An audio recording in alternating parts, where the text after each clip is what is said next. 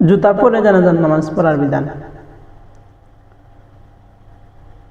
আসলে জুতা পরে জানাজার নামাজ পড়া যাবে কি না, আমরা অনেক সময় না জানার কারণে অনেককে ট্রল করে থাকি, অমুক জুতা নিয়ে জানাজার নামাজ পড়ে নিয়েছে।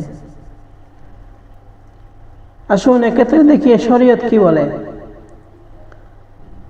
মূলত সাহাবায়ে কেরাম ওয়াক্তিয়া নামাজ জুতা পায়ে রেখে পড়েছেন।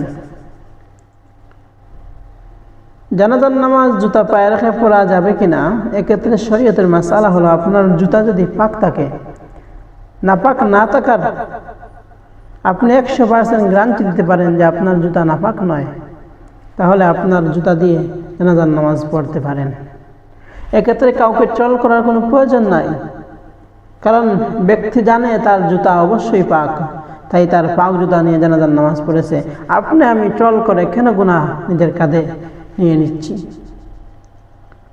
শরীয়তের বিধান, এক্ষেত্রে আপনার জুতা যদি পাক থাকে তাহলে জানাজার নামাজ সহি হবে।